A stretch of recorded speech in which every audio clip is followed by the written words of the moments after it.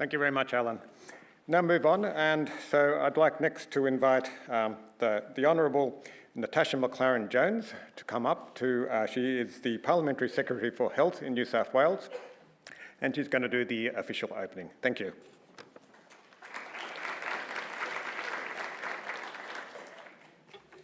Thank you very much. May I first acknowledge the traditional owners of this land, the Gadigal people and the Eora Nation, and pay my respects.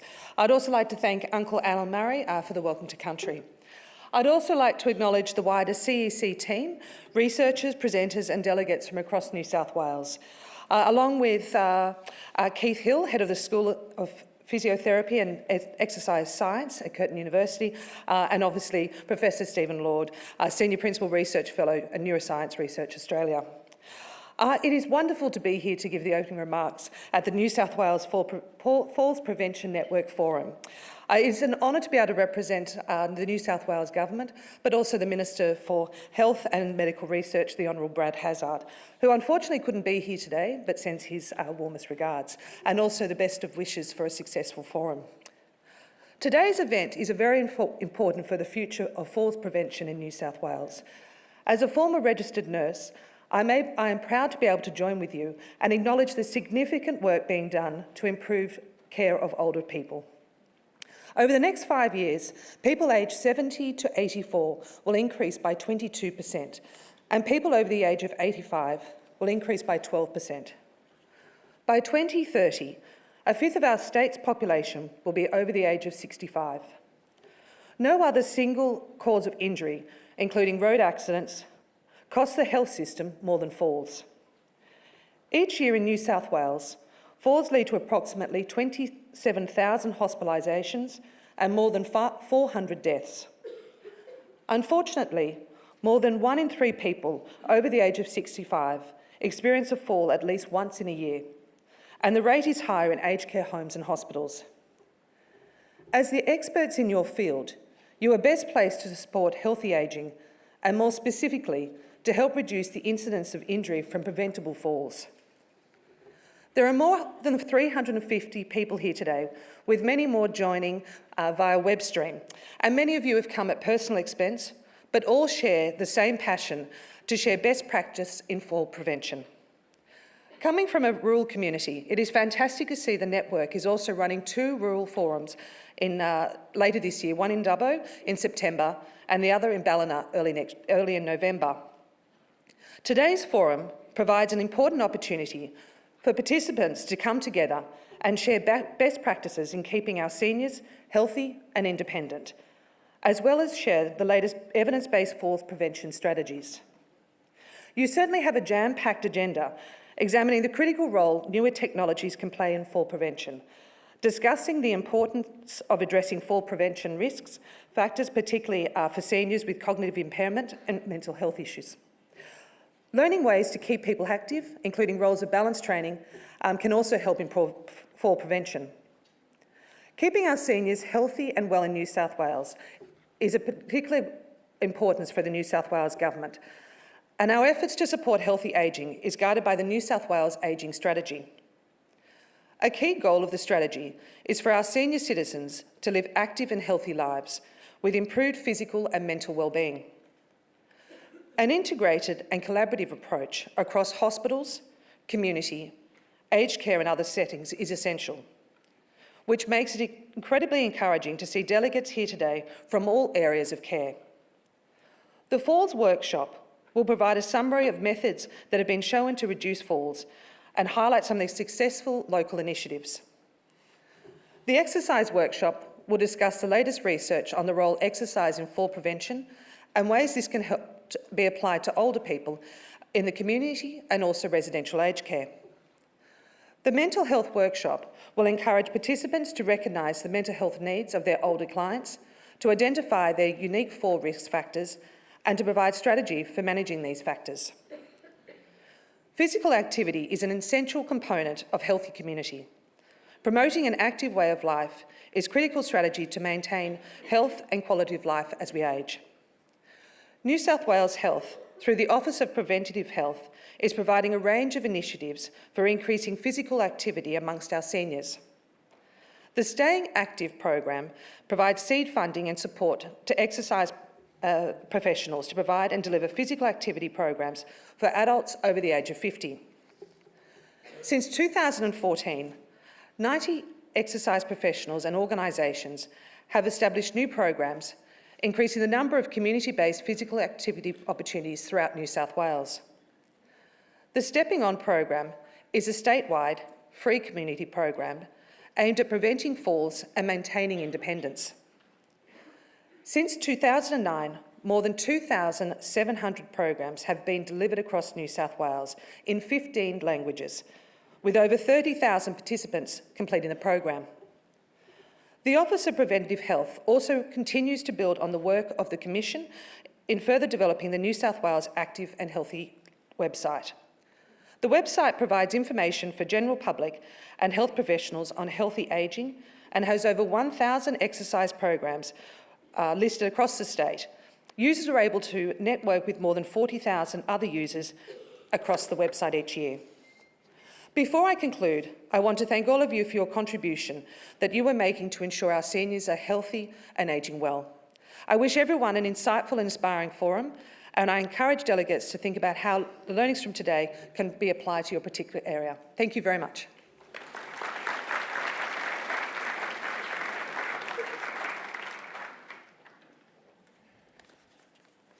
Thank you very much, Natasha, for the opening remarks. We'll move straight on now to the first session, and I'd like to invite Ms. Lorraine Lovett, who's Head of the New South Wales Falls Prevention Program at the CEC, to chair the first session. So please welcome Lorraine.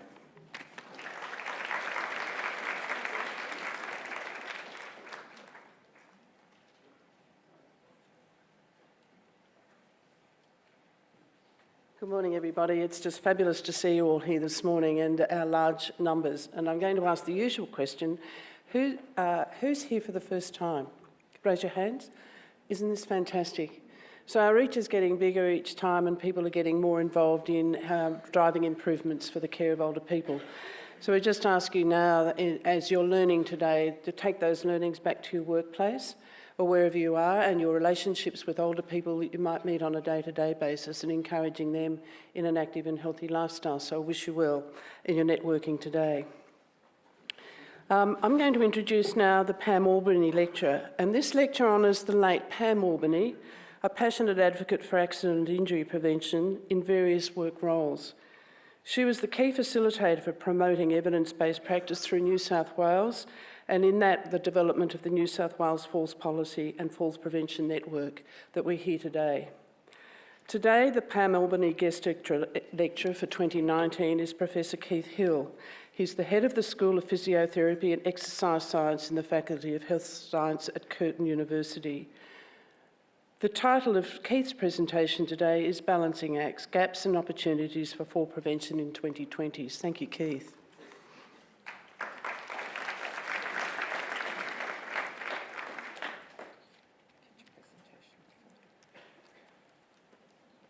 Thank you, Lorraine, and it's a great honour to be invited to present this talk today in honour of Pam Albany. I did have the pleasure of interacting and working with Pam in the early days, and these were early days of falls prevention in New South Wales and nationally, and Pam undertook some fairly substantial steps in those days that have helped position New South Wales, Australia, really well in the falls prevention area. So thank you.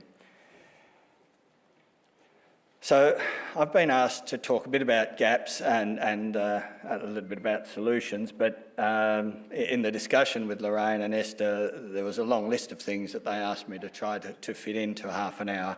So it's going to be a little bit of a bits and pieces presentation. I hope that it gives you enough of a feel for a number of areas that you might need to go away and do a little bit more work on, but I haven't been able to fit in everything that I would like in this. Broadly, the issue of do we have gaps in falls prevention? I do hear commonly that there's so much falls prevention research out there now. Do we need another trial? The answer's on this slide. We aren't at the point where we've solved the problem. The graph on the left is the emergency department presentations in New South Wales. They're not going down. The graph on the right is the hospitalisations due to falls in Australia. These are age-adjusted figures. They're going up 3% per year over the last 15 years. We've had massive contributions in the research literature around how we can reduce falls, but we're not impacting on the ground. So we have a long way to go. We need to think about falls prevention, I think, in a settings approach. So particularly we think about community, hospital and residential care. And it's not one size fits all. Those settings are quite different, and I'm going to touch on a little bit of the differences in this presentation, but we do need to tailor things to the specific setting. We can't just apply what works in one to the other. The emergency department is a great avenue to try to capture a high-risk population. 50% of the people who present to emergency departments with a fall will be visiting you again in the emergency department in the next 12 months. And so we really need to focus on that as an important catchment. The thing that we don't get when we talk about hospital, resi care and community is the transitions, and the transitions between these settings are also extremely important. If we think about hospitals and older people moving home from hospitals after an acute event, 15% of the people who go home, older people going home after hospitalisation, will fall within the month of going home, and 11% will have a serious enough injury to come back to the hospital. So this is a major area where a lot of our work is not capturing. We're often just getting our falls prevention services in place towards the end of that first month. So a few things to think about there in terms where the research evidence is, mostly in the community, smaller amount in hospital and resi care, very little in transitions, and conversely, there's a lot of gaps there. So I'm going to start looking at that emergency department because it is such an important time, I think, and a place where we can try to capture people and try to put something in place, even if it's just starting the ball rolling, because it is an extremely busy time for the patient and the staff. But nonetheless, we should be able to do something in that space. This is a high falls risk group. As I said, 50% will fall in the next 12 months after going home. There's evidence both from Australia and Canada that there's low level of guideline care. We tend to patch older people up, send them home, and not look at what caused them to come in the first place. So we've got to do better than that. The research to date suggests limited effect of interventions for this group and low level of adherence. So I want to just alert you to a study that's just been published called the RESPOND study. This was led by Anna Barker in Melbourne, which looked at a slightly different approach to getting older people in a state where we can reduce their risk of falls. This work did achieve a significant reduction in falls and fractures, and so is one of the relatively small number in this setting. There are others, and I'll touch on one of those later. But I think it does draw, the other thing I like about this work is it draws a lot on the learnings from other studies, the positives and the negatives, what has worked, what hasn't worked, and put them in. And so we're constantly building and getting more towards what I think is a really good model. The key things about the RESPOND study that I think contributed to its success, first of all, it's a limited suite of evidence-based interventions. We didn't try and solve all the problems of falls prevention, so there are up to 4 interventions provided to the patients over the subsequent 6 months. It had positive health messages in all the program materials. You can see the pamphlets for the 4 different interventions there: better quality sleep, better eyesight, better bones, better strength and balance. There's no mention of falls prevention in any of those on the covers, and really it's a sub-message in this is around the prevention of falls. And I think that that's very important based on a lot of other research that's been coming out. We trained the clinicians in motivational interviewing. I think as health professionals we often have a degree of this, but perhaps we need to hone that up. And it was designed to be fairly low resource intense. We had an initial home visit, and the rest of the intervention was managed by phone over the subsequent 6 months in terms of support, particularly looking at barriers and adherence and ongoing referrals. Large sample of 540 across sites in Melbourne and Perth. So a really nice new study that's adding to what we know in that difficult field. It will be followed up. It's got a detailed program evaluation, and this is where we get a lot more of the detail of what bits of the intervention actually did work and didn't work. And again, we can still improve on this model because some elements didn't work as well as we would like. So we've got to look at that. Those will be coming out shortly, and also an economic evaluation. I want to move on to exercise, and this is clearly the most researched area of falls prevention. And the question is, do we need any more trials in exercise? Is it the magic pill that we just should get everyone doing?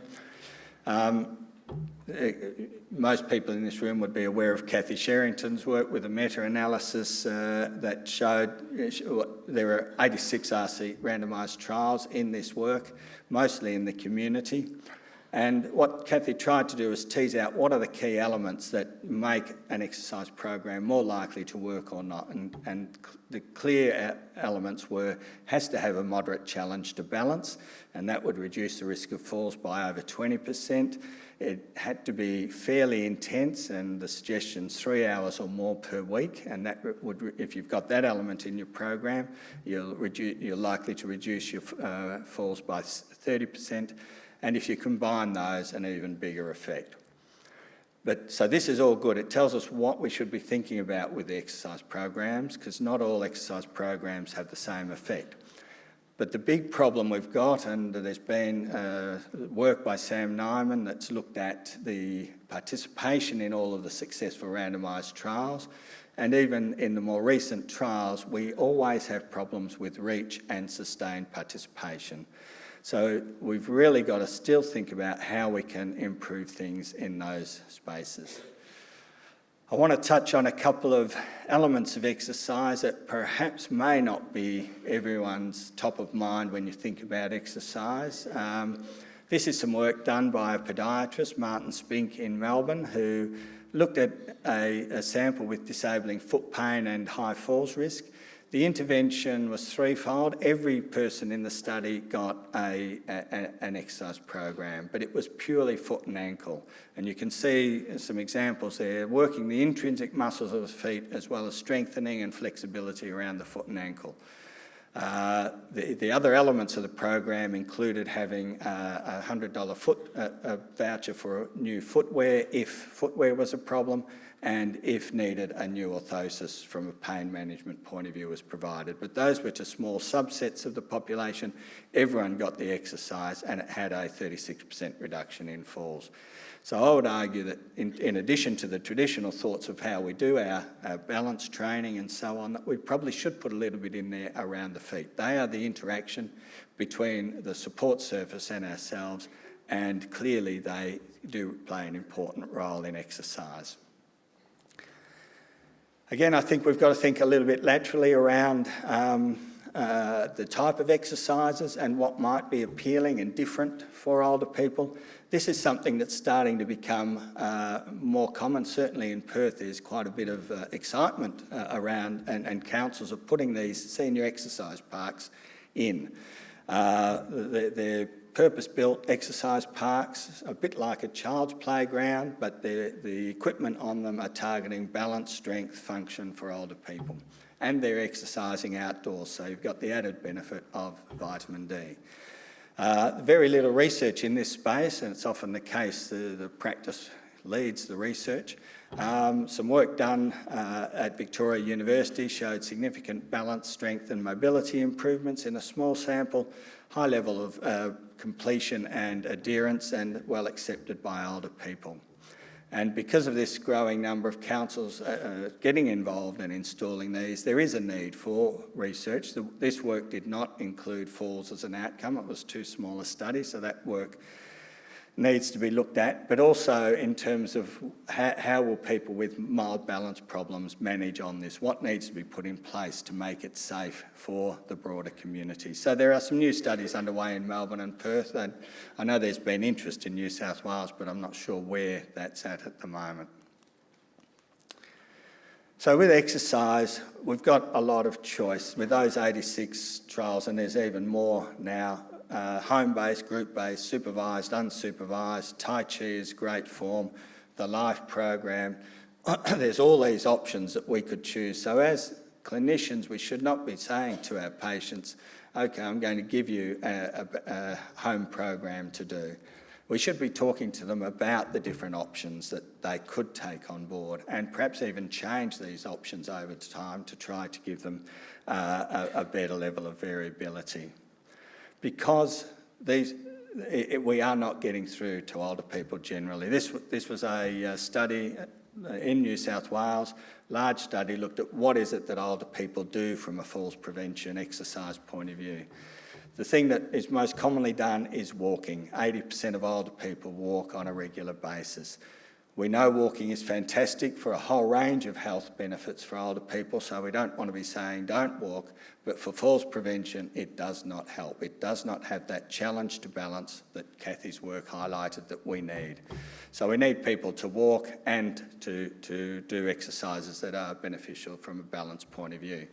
If we look at this slide, the couple of the things that we know work. Tai Chi is very effective. 3% of older people are doing Tai Chi on a regular basis, 6% doing balance training. So when you think 30% of older people are actually falling on an annual basis, another 10 or 20% are having near falls and having mobility problems, we've got to get a much larger reach for these interventions. And the effect of the intervention is it's not a matter of doing a short program and then stopping. This work, again, local work, shows that, sure, we can get great benefits from a short-term program. This was a 12-week weight-bearing program, but that once you stop that 12-week program, over the next 12 weeks, 50% of what you've achieved is lost. So we need to be talking with our older patients about this being a lifestyle change. It's not a 12-week program. So how can we try to address this increased uptake and sustained participation? I think knowledge is still a very important aspect. We've got to keep getting the message out. Falls are not just due to age. We've got to look at personalising the risk. Many older people do recognise that older people do fall. It's just not themselves. How do we get this person who has had a few falls, had a fracture, to recognise that they are actually the people we're talking about, the people who do need to be involved in these interventions? Use those options and choice. Think about variability of practice. With exercise, it can be very tedious and boring, but you can introduce variability within a single program, and you can introduce that, move people between these different options of exercise to keep their motivation up. Use significant others, family, doctors, health professionals. Talk about what an individual sees as their own barriers. Look at behaviour change and really make sure that as clinicians we are really strongly experienced in this area, because that is what we've got to do. We've got to get sedentary people becoming physically active. Persistence is critical. And the other thing that I do highlight and just got a little bit on is around that I think we do need to tailor these interventions for some of the clinical populations that have high risk. People with dementia, people with arthritis, people with stroke. These populations have substantially higher risk of falls than the average older person out there. 30% of older people will fall in a 12-month period, but the risk for people with stroke, Parkinson's, dementia, etc. is double that. So we need to really think about, is there something unique about that condition that means we need to tailor the program, what works more generally with older people? And so that's the question that I ask. And thinking a bit more broadly than exercise, one of the things that I use to try to highlight the need to tailor an intervention for a clinical group is some work that Jackie Close did quite a few years ago. This was another emergency department study, a very early but very important and positive outcome, where older people presenting to an emergency department in the UK after a fall had a geriatrician and an OT assessment, and then referral onto a whole range of different interventions. That was highly successful. A very similar approach was utilised by Shaw, but for people with cognitive impairment presenting to the emergency department after a fall, and that did not work. So the issue is around were there some trends? And if you look at the data, there was some trends towards some change in falls. And so I think it's giving us a message that some of this is right. We can apply some of what we're doing for cognitively intact older people to cognitively impaired older people, but perhaps we need to tailor it. And another example of this, thinking about the exercise side, is with the Otago exercise program, which is one of the most widely researched and most widely practiced exercise programs to reduce falls. Plaiwan Sutinen, who was a former PhD student, undertook some work that tried to apply the Otago program with a group of people living at home with dementia, a home-based exercise program. But in the early stages of developing this, we went through and tailored some of the different elements of that. It needed to have carer involvement, and the carer was effectively the day-to-day physio, so needed training and carer involvement to make sure this was going to be safe. We had increased physio home visits in that early stage, particularly to try and make sure the carer and the client were safe. Simplified some of the exercises and instructions, we increased phone call follow-up, and we also monitored carer burden, because this is a fairly challenging dyad with the care recipient, and sometimes getting an additional load on the caregiver may be problematic. So we wanted to make sure we weren't adding to that. The results, if you just look at the bottom of this slide, it was a small study, had 20 participants in each group, compared to an OT education program with same amount of dosage. But after 6 months, we had a high dropout rate, 35% did not complete the study, so that's higher than a lot of studies. But this is a very challenging group, and I see a 65% success of completion as quite a good outcome for this group.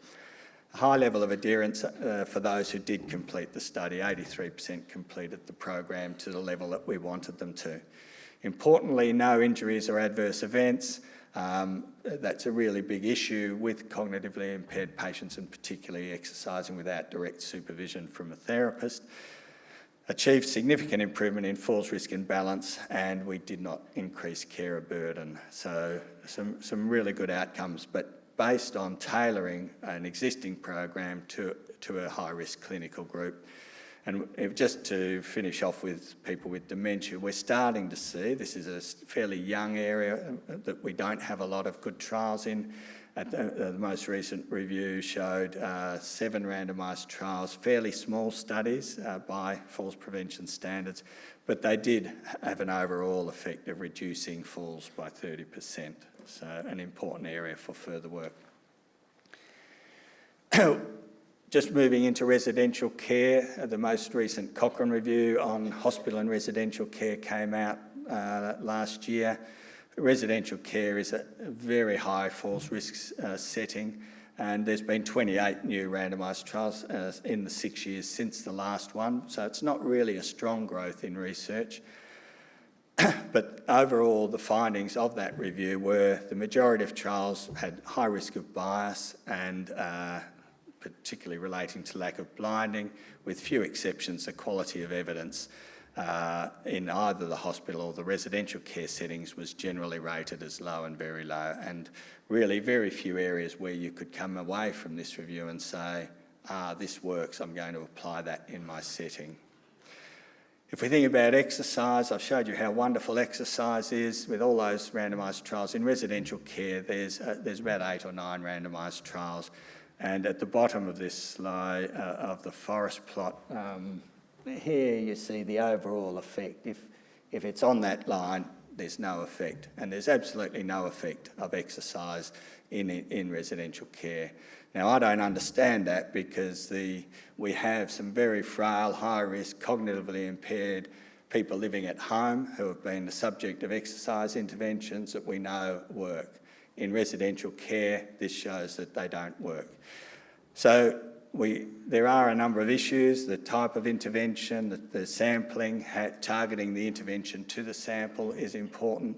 A lot of limitations with these studies.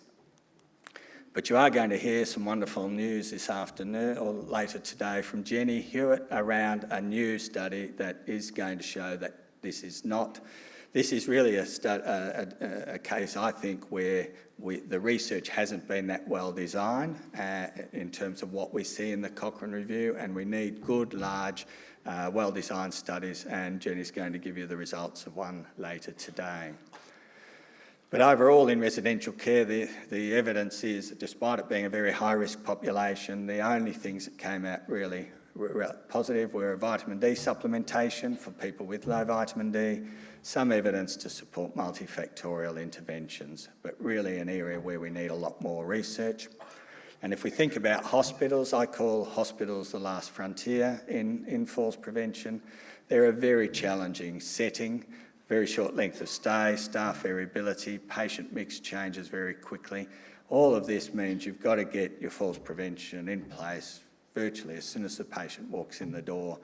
Within the first day or two is when many of these falls do occur as well. So it's also critical because even though a hospital is designed, well, it's not always designed, but it's meant to be a safe environment for patients who are unwell. In the UK, in a 12-month period, there were 26 patient deaths, 530 hip fractures and about 1,000 other fractures in UK hospitals.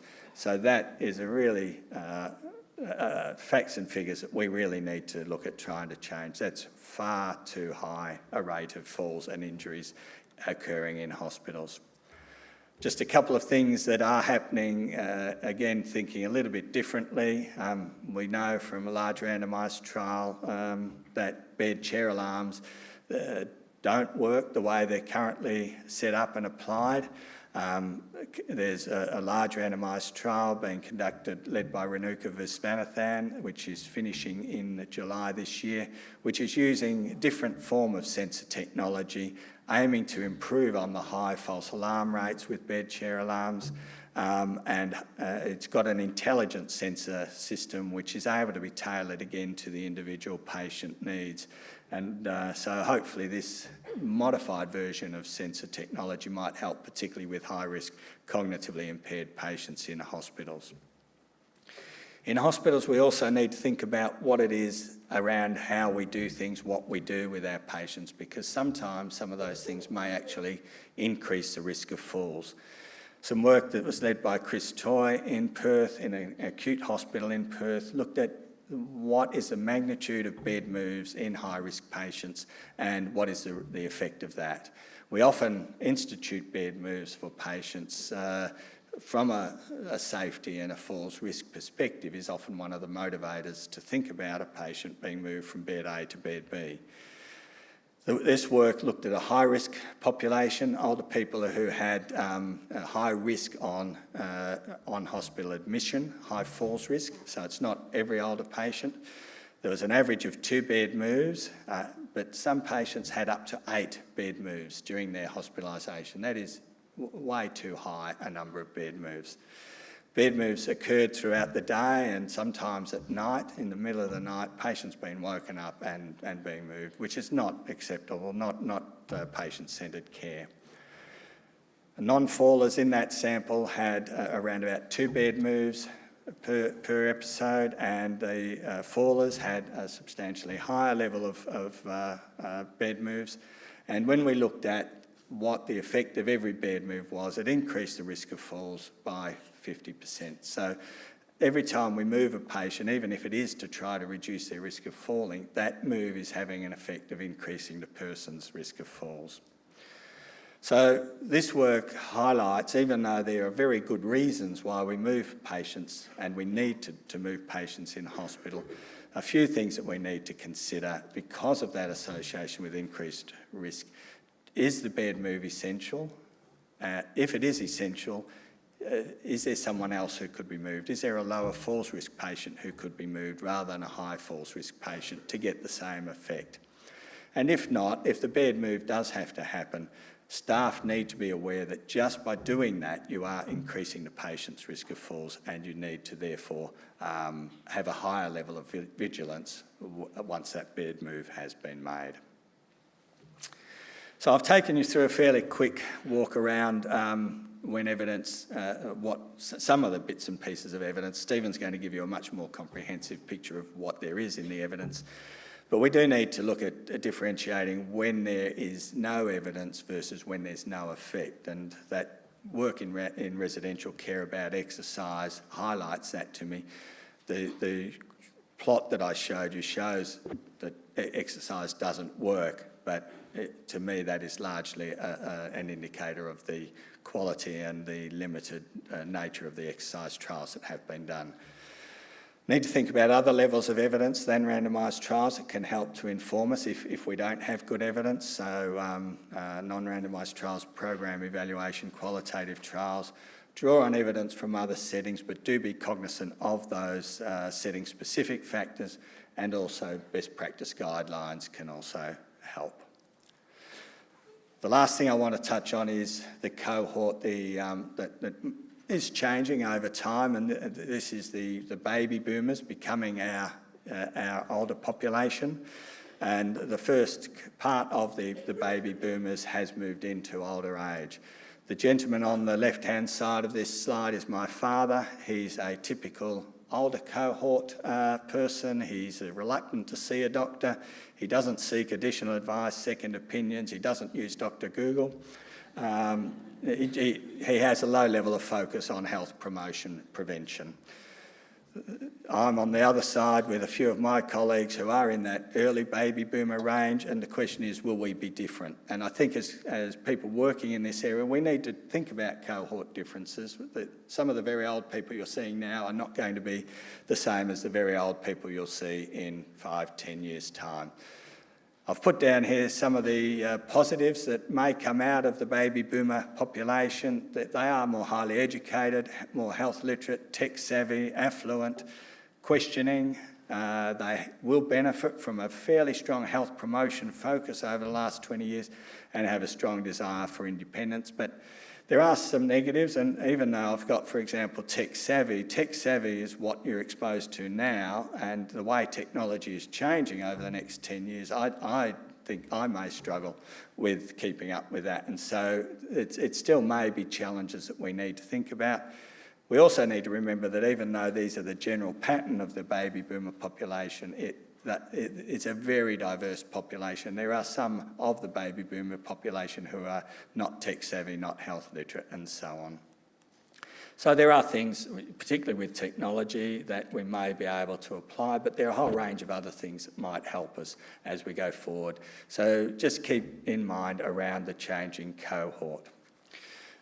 So just in conclusion, I think we do have a very good evidence base in many areas in falls prevention, and some of that does go back to the early work that Pam initiated and set in motion many years ago. There are gaps, and we need to particularly focus on residential care and hospital and transitions. We need to think about translation. What works in a strong randomised trial, how can that be applied in real life? And part of that's around using and engaging clinicians and end users in our research activity, and think a bit about those generational differences. And I'll leave you with a couple of other, if you don't get enough falls prevention information here, there's a couple of other events you might want to go to in Perth and Taiwan. Thank you.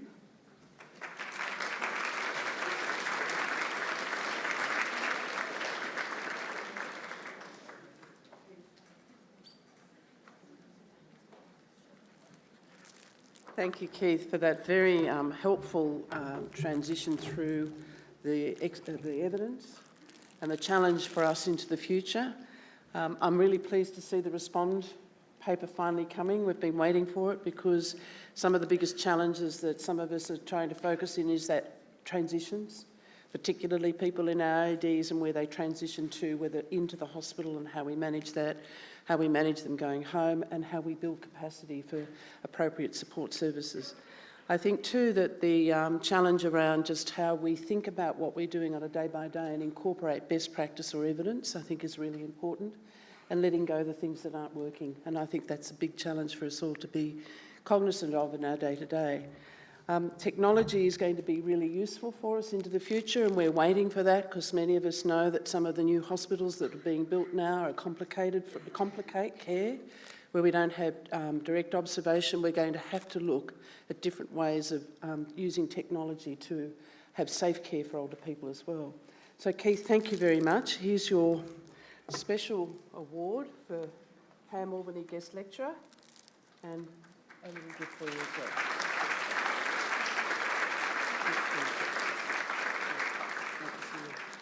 It's been just delightful to meet Keith again today, because we've worked at different times over a few years in different settings, so it's lovely to welcome him here today. I'd now like to, just to say there will be times for questions. Remember Slido, at the end of this session we will have some time for some questions for you. So now I'd like to welcome Professor Stephen Lord. Stephen is the Senior Principal Research Fellow and Director of the Falls and Balance Injury Research Centre at Neura, and he will now just give a different perspective on the evidence and the evidence update for today, and it's usually well received. Thank you, Stephen. We look forward to hearing that.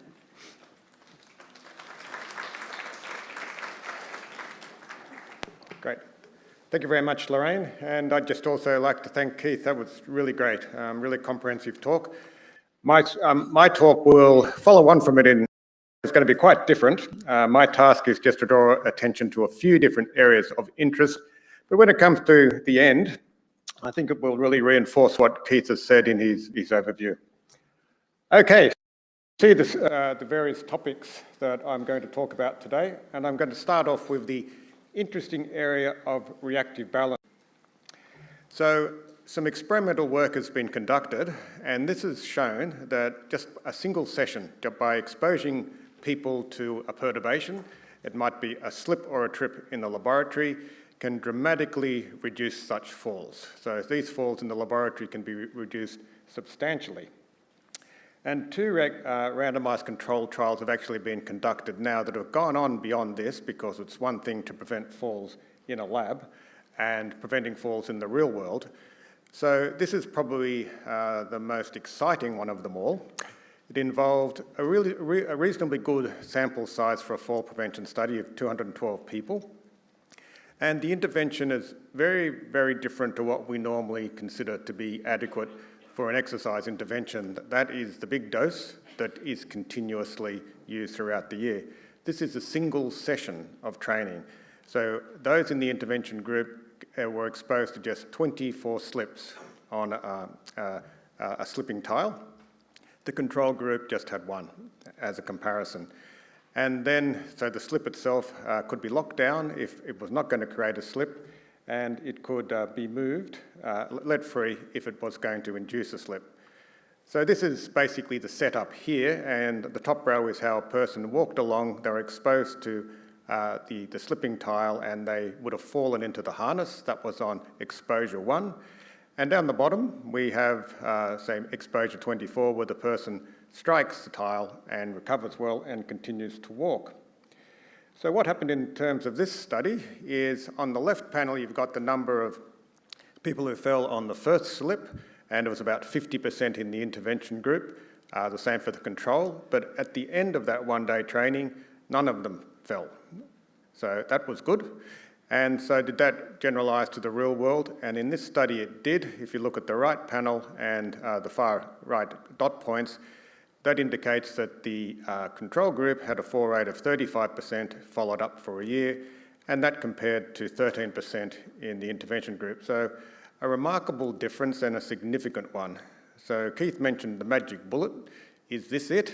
You know, can you just have one exercise training program and inoculate yourself for falls for a full year? So it sounds too good to be true. So it really does, and I think many people are sceptical of it, but it's interesting and it's a finding. So with our postdoc Yoshiro Okubo, who's here today, we thought we could pursue this a little bit further to see if we can replicate this, and possibly more in a real world way, because there's no doubt if you see a slippery surface ahead of you, you cannot walk normally. You just will approach that knowing it's going to slip, and it's called proactive changes. So you approach it in a way that you will not slip on it, and that's not going to generalise really to everyday life. So over a number of iterations, we came up with this rig. So in essence, it's the booby-trapped walkway. And the aim of this is, first of all, to work out a person's normal walking pattern. So their normal walking pattern in terms of the size of their stride and their stepping rate, or known as their cadence.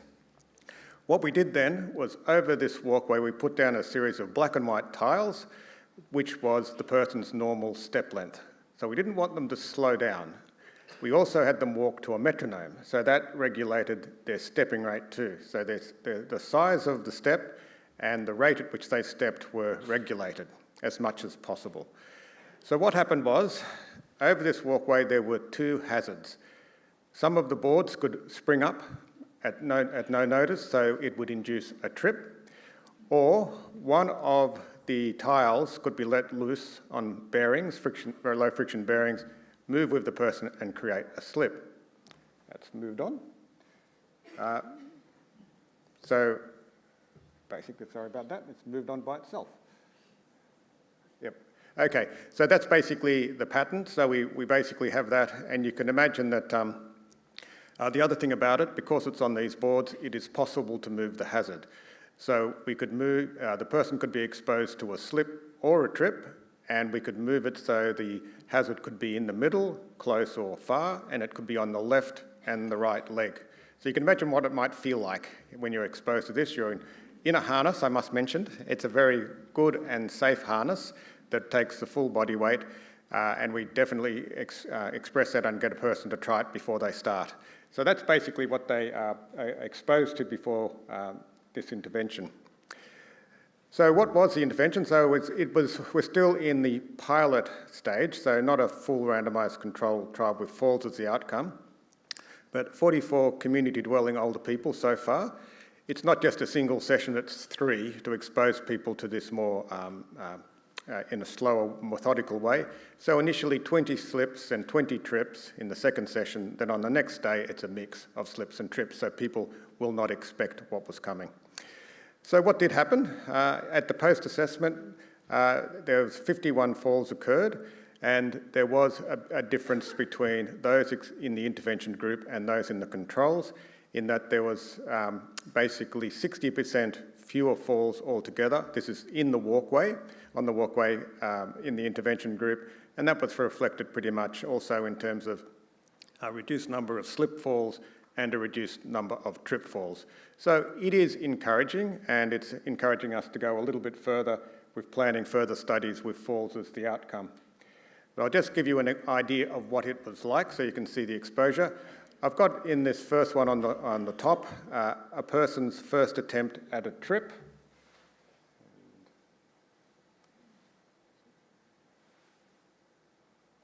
Okay, so you can see dramatic response. If the harness was not there, the person would have fallen. And in many cases, we actually see a lot of this, that there's really not much of a response at all. And those awful falls where people fall on their face, you can see it. There's just not a plan in place. Here's a later trial.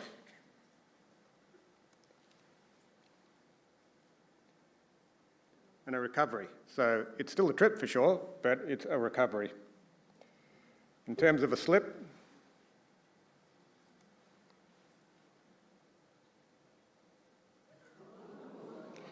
so again, basically he's hanging in the harness and would have fallen over. And later on,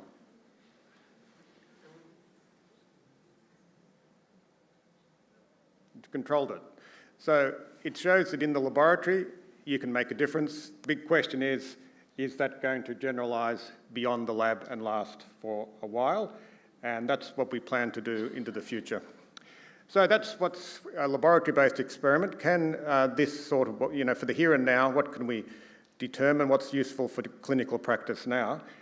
And there have been systematic reviews undertaken that have looked at what's known for both 2 types of stepping. This is very much reactive step training. There's also volitional step training, when we actually make a choice to avoid an obstacle and so on. And this evidence seems to suggest that both are effective. So if you actually do some exercises where you train up volitional stepping, when a choice reaction type test and so on, it has some benefits for fall prevention too. So what are ways this can be done? And here's an example of a step training program by Shigematsu. It's a grid, it's a stepping mat where people take turns to practice a step routine. So it can start off very simply by just stepping on the middle grids, but you can make it more and more complex. And a person also has to learn the step pattern all the way to the end of the grid. So it becomes cognitive training as well as just motor training. So it's building in the two together. That trial was one of those that showed a significant reduction in falls. The other possibility is something like this. These exist already, perturbation treadmills, and what they can do is give perturbations in 3 different ways. The belt can speed up to simulate a slip, or it can abruptly stop to simulate a trip, or the whole platform can move laterally to simulate a sideways perturbation. They do exist, they're available on the market, they're expensive at the moment, but you can imagine in the future they might make for a complementary sort of centre-based intervention if further work goes on to show that this strategy is effective.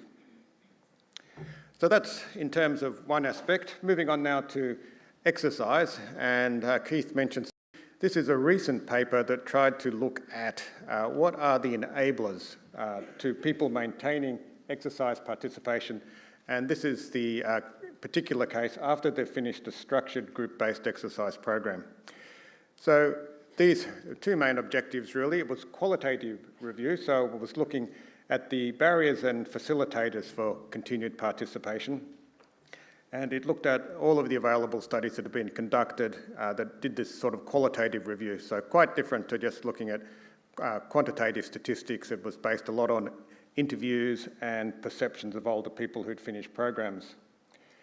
And overall, there were 14 studies included, 425 people altogether, and which is quite large for this type of work.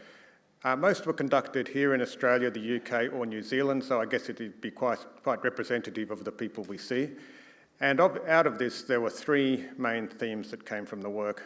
This concept of identity, motivators and deterrence, and the actual nature of the intervention. What were the components of the intervention in terms of what did it involve, where was it held, its ease of accessibility and so on. So this overall analytical theme of agency, or the person being able to make decisions and be informed choices. So this is the schematic that came from it. So under this idea of agency, the determinants of whether people would continue to exercise or not really did relate to whether their concept, whether they own the idea of whether they were actually at risk of falling. Motivators that I think come from a lot of work. If people are ill, if their spouse is ill, other factors like this, family support, all start to influence whether people will continue. And then finally, the one on the right, the nature of the intervention, whether there's an available program that will continue, whether one is accessible and so on. So they're basically characteristics of the exercise program itself. The conclusions were interesting, and they basically come to the conclusion that people every decision is an individual one, and it's all based on the person's meaningful rationale. So it's not the same one for everybody, but it's a person's rationale for why they will continue or not continue with an exercise program. And I guess the take-home message here, building on also from something like the Sherrington Review that says exercise needs to be ongoing, if we're running short-term programs, we need to build this into the short-term program to actually try and understand what drives people. It's basically, they got to see the point. I think that's what it comes down to. They've got to see the point of it, that they're particularly at risk, and what is it that would keep them going, and what would you need to do to facilitate that. So it very much pulls together a lot of research from a lot of studies. The next area we'll be talking about is everyday gait. So this is now possible to measure indirectly with accelerometers. And a recent paper came out just this year from Japan, and it came from a very large cohort which looked at daily gait and how that compares to laboratory gait. And so it was a big study, so nearly 2,000 people, 60 years and over, living in Japan.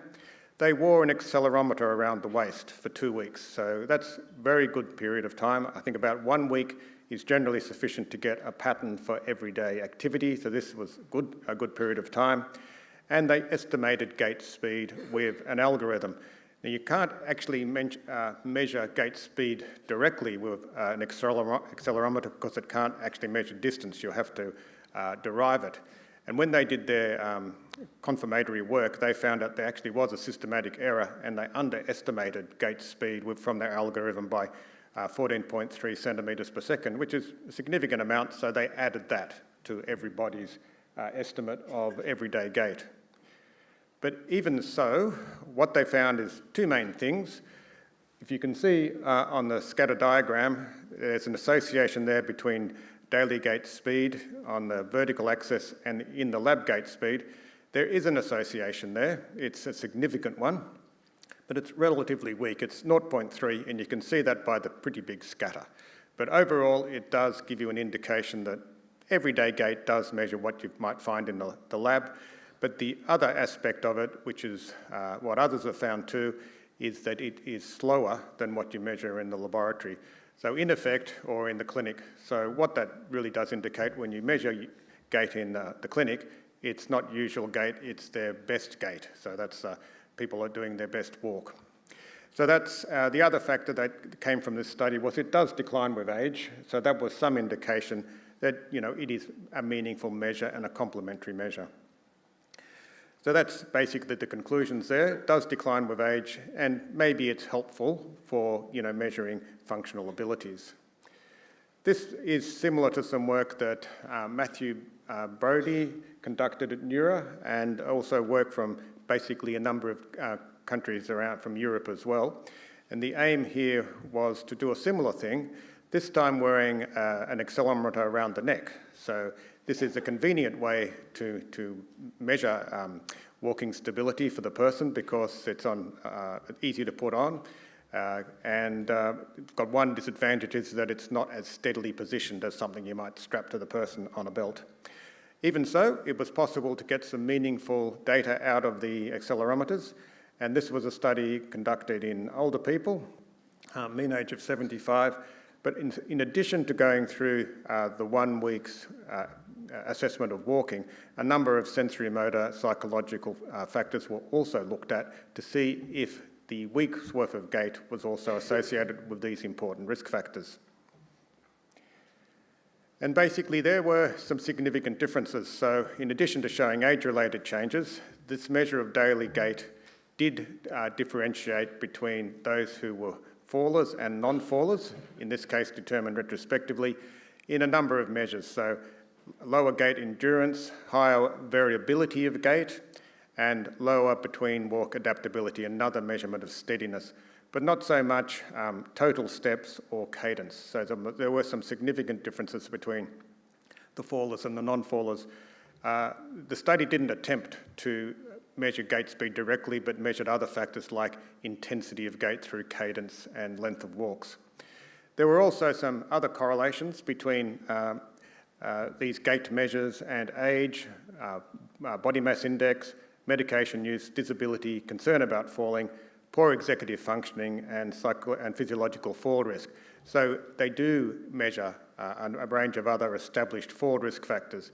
So I think we're about getting to the point where what we need now is some simple algorithms that can be used by clinicians to actually measure what people are doing in everyday life. So moving, from what we've found now in experiments and research work, it's only a step away now to actually get some good algorithms.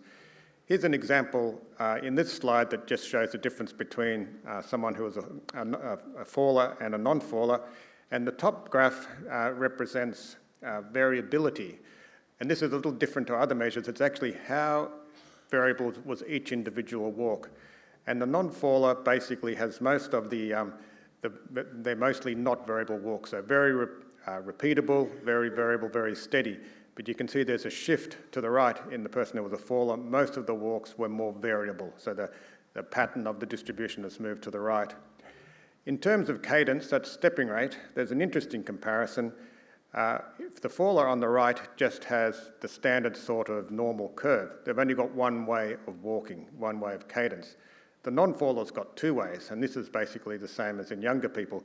We've got our in-the-house walk, which is short and pretty, it's less variable. I mean, it's more variable, but it's the walks we have when we move from room to room, rooms within the kitchen and so on. So that's our slow walk, but we've also got our fast walk. So when we're outside, we've got our second mode. So this is bimodal pattern in healthy people, but only one way in older people. So it's another index of falls risk. Okay, so let's turn on to the next one. I think we've all been waiting for this one. Coffee drinking, is it a fall prevention strategy? So this is something that can be obtained when you've got huge samples of studies that are underway. They've never really been fall prevention studies, but often they look at falls as one of the items. So there's always that as a factor and a caveat that they never really did set out to look at falls, but down the track they've retrospectively gone back and had a look. So this is 2 studies that looked at this factor. And so why did they do it? And they didn't just think it up. There's some rationale behind it. Because habitual coffee consumption has been associated with low risk of type 2 diabetes, cardiovascular disease and muscle weakness, and they're all strong risk factors for falls. I think there are other health outcomes out there too where coffee tends to always be in the right direction. Caffeine also stimulates attention, as you all know, vigilance, and it actually, significantly can increase reaction time. So that's the rationale behind it. Therefore it may have a protective effect. So what this study did was to look at the relationship between habitual coffee consumption and the risk of one or more falls, injurious falls, and falls with a fracture as the outcome. So 2 big studies, nearly 3,000 people 60 years and over from a study in Spain, and nearly 9,000 people from the biobank study, the UK biobank study. This is a huge study and it's got all sorts of biomarkers, and I think from now for the next 20, 30 years there's going to be lots and lots of papers come from this cohort. So interestingly, in the Spanish study, habitual coffee consumption was assessed with a validated diet history and a similar sort of validated assessment in the UK biobank study. So that looks like it was reasonably done. It was one point in time.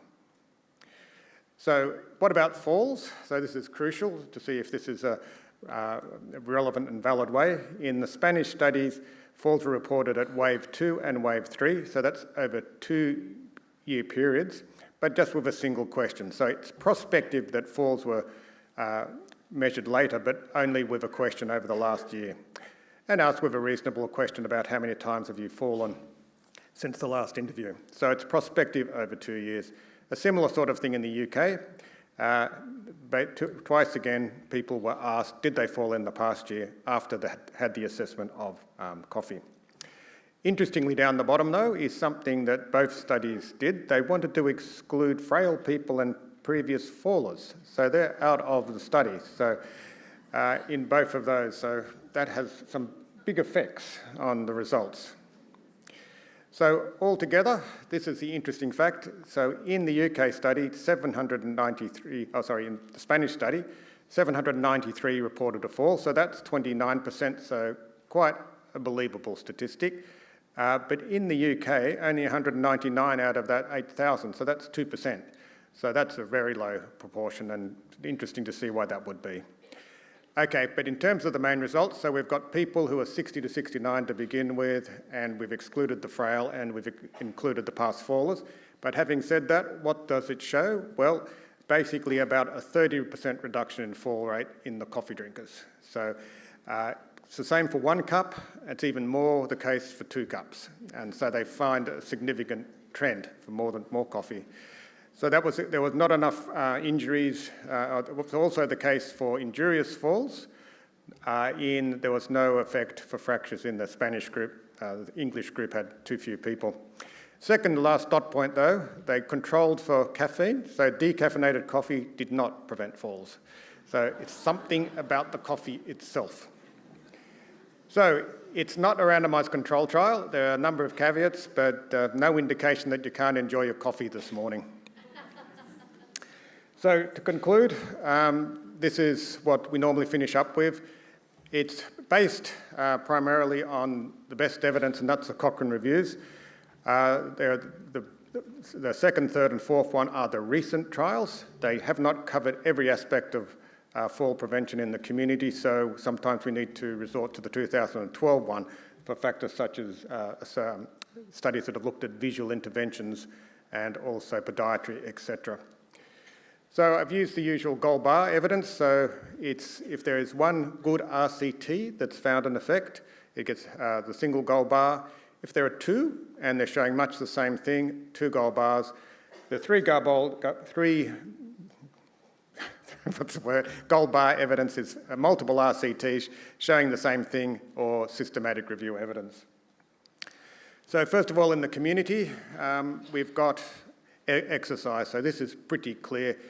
The most validated intervention strategy tested, and it really comes down to types of exercise programs. So it's the exercise programs that have a stimulus to balance and are ongoing. So not all exercises, but a range of different programs, functional balance exercises, the Otago program, Tai Chi, etc. So it has to have that stimulus. It doesn't have to be at home, it doesn't have to be in a centre, but it's got to have those characteristics.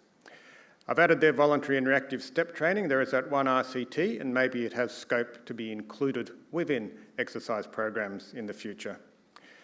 Occupational therapy interventions. These are home safety modifications, but they can't be just that. They need to be in association with an OT intervention, and they work best in high-risk groups, particularly people who have been in hospital, who've come back out of hospital and so on. Not so much evidence these work in the general community, but those at risk of falling, it's particularly apt. Cataract surgery, particularly on the first eye, one trial there that's shown a significant benefit. It brings about, as you can imagine, immediate change to vision, visual acuity. It reduces vision-related disability, and this study indicated too that it can prevent falls. Moving down below that, multifocal glasses. This is a study we conducted back a few years ago now. It was effective only in those who went regularly outside. Now, the rationale behind this one is that multifocal glasses are great for changing focal lengths when you're driving or in a supermarket, etc., trying to look at distance and far, but they blur the bottom part of the visual field. So as we walk along in situations where we're not aware of all the hazards, it may be that the hazard is blurred because we need to look 2 steps ahead. This study showed that those who regularly went outside, there was a benefit in fall reduction, and particularly for falls that occurred outside. Next one's down is related to medications. So a pharmacist-led education with GPs, involving GPs and the pharmacist, is effective in looking at polypharmacy and culprit drugs. And the one at the bottom is the podiatry interventions that Keith mentioned earlier on, conducted by Martin Fink and Hilton Menz. This study has now been replicated in implementation translational studies in the UK. So really there's good evidence now that this is an effective intervention strategy. Further in the community, withdrawal of psychoactive medications. We haven't talked about that much at all. Very difficult thing to do. This study had great difficulty recruiting, great difficulty with retention. But of those who did stay in the study, there was a halving of the fall rate. Disappointingly, when unblinded, half of those in the intervention group went back onto their psychoactive drugs afterwards. So it's a difficult area to intervene, and really prevention of uptake may be a key factor here, if possible. Multi-component interventions, multifactorial ones, generally they work. The Cochrane have lowered the level of evidence a little, but they work best if it's known that the intervention's actually put in place. Relying on someone else to do it by referral is often a strategy for nothing. It has to be ensured that the interventions actually occur. Hospital, not nearly as much. This is what we have. At the moment, maybe 2 gold bars for intensive interventions. So they have to be intensive. They can't be just using regular staff and deploying people onto different duties. They actually have to be thought through and intensive. Residential aged care, multi-component, multifactorial interventions. Again, if there are more resources, it will work. So that's something needed to be taken into account. Vitamin D has 3 gold bars, but it must be in small, regular doses that maintain vitamin D levels. There's 2 studies now that have shown mega doses actually are harmful, so you can't give a depot injection and expect it to last 6 or 12 months. Daily or weekly doses seem to be key. Medication review, like in the community, one study has shown a benefit, and we'll hear later today again about physiotherapy exercises and how they will be, can be effective in preventing falls. So that's my time up, so thank you very much.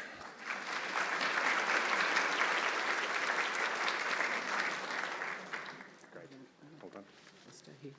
Thank you, Stephen, and I have great delight in presenting you with a coffee mug.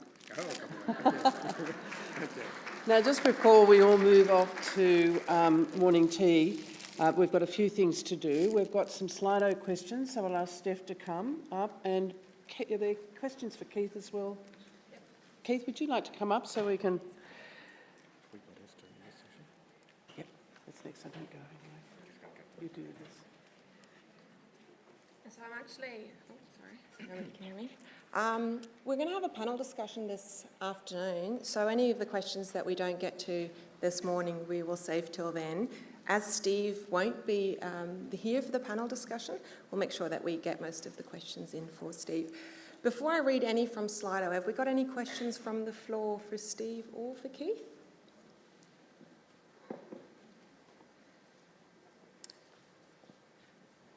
No? Okay. All right. We've got one on physiotherapists. So we've seen that exercise might not be the magic pill that we were all hoping for. What is the role of physios in residential aged care facilities if exercise may not be the key to success? I hope that I haven't given you the impression. What I tried to do is give a balanced perspective. I firmly believe that exercise in residential care it can be effective. Okay, what I'm trying to say here is the research hasn't been done well enough to give us the thing we can take to managers and to funders and say this needs to be universal. And there is the study we're going to hear about from Jenny Hewitt later on today that does give us at last, you know, a really tangible good outcome, and that we need to just get more research in this space. Good quality, well designed, targeting, thinking about what it is that around this group that really needs to be addressed. So physio is critical, and I cannot understand, you know, the logic to say that we can do it well in frail, high-risk, cognitively impaired older patients living at home, but not in residential care. It's just that the research isn't there. That's my interpretation. As a physiotherapist is my caveat. Well, question for Steve. How would you get someone who's already anxious to participate in a perturbation study? Get them to swing in the harness. It's a lovely harness. You can put all your weight into it. This was part of the evolution, because the fall is an expected event. So you can literally fly up and down the gate lab in that harness. It's like Superman. It's a very interesting. You've got to get confidence.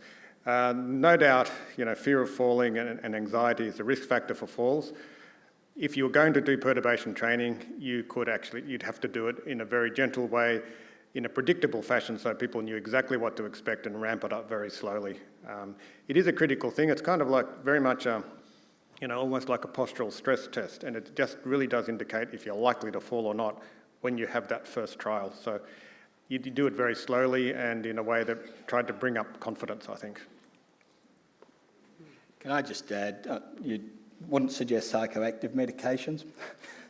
Definitely not. But I just wanted to add, because Stephen was talking about the only one study, one of the elements of the Respond, the better sleep element, was around trying to get people off psychoactive medications. So it's an important part that was in the Respond study that I didn't elaborate on. Any questions from the floor? I've got lots of messages here. It seems like this is the popular way to ask. Steve, when we're talking about subacute care and intensive exercises are working, can you provide a little bit more information about what is intensive interventions in subacute settings? Why don't you take that, because you've done the study. So this is just the Haynes work. The actual study involved four different, it's Terry Haynes, 2004, involved four different interventions, one of which was exercise, and he sub-analysed the exercise. So it's above and beyond usual care, and in usual care there is often some degree of physiotherapy, and particularly in subacute that's pretty universal, but what they did was added additional exercise to that, and that was shown to be achieve an improved effect. Okay. Due to time and everybody waiting to have their coffee, just keep sending me the messages. We'll use the rest in the panel, and anything that we don't answer, we'll make sure that we get some answers and put them up on the website afterwards. So before you leave, we've just got a special award that we want to acknowledge today. This is to acknowledge, it's called our Lifetime Achievement Award, and we'd just like to invite Esther to come to the stage. Esther's been the Project Officer for the New South Wales Network.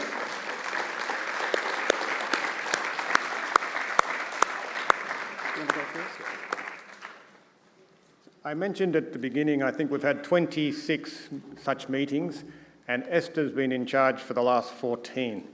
That's when we really got our act together. While she's been in the role of project officer, things have gone beautifully. You will notice by every meeting that you've come to, it's just seamless, everything works. It's because of all the dedication and behind-the-scenes work that Esther has always done.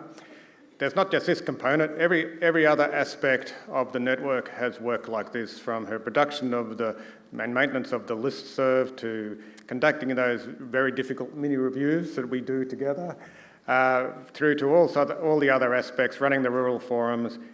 You know, every aspect has worked well. In terms of filling in our our quarterly reports and our yearly reports, every time we've always done it. We're always on time, and we've always achieved what we've set out to do, and it's all because of Esther. So she's done a fantastic job, and Lorraine, before we give our award to Esther, would you like to say just a few more things? Yes, I would. Thank you. I just want to acknowledge that Esther's actually finishing up with us at the end of June. She's decided that she's on a journey and other things in life now. She's starting some travel in July to visit her family, her son and daughter-in-law in Chicago, which will be exciting. And she's decided it's really time to look at other options at this stage. And I think that's great when you get to a point and you think, well, now I'm ready to embrace other aspects. So with that, I'd just like to comment that apart from what Stephen said, she has been a very loyal and caring person working with us. She's been very supportive to you all and listening and hearing where your concerns and addressing those. Esther has worked closely with Ingrid, my colleague that works with me at the CEC, since she started 14 years ago. And I can't say that we could have been effective in what we've done in supporting the work that you're doing without this network and without the role that she's played. So I just want to wish you every happiness in your journey ahead, Esther. Thank you.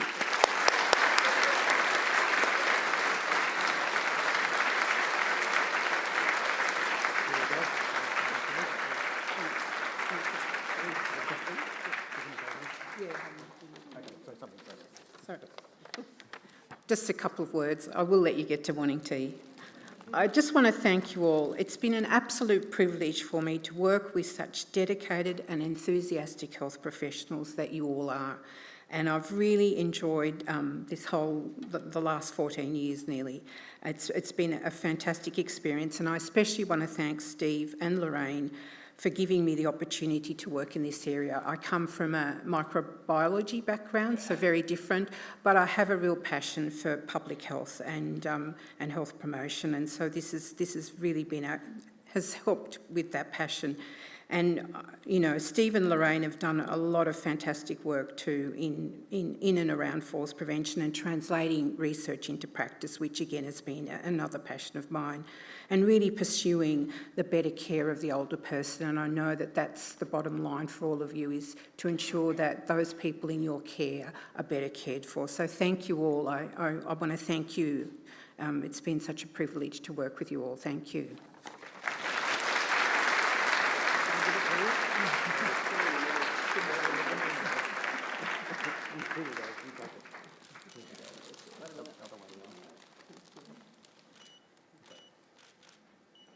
Thank you. Oh, thank you.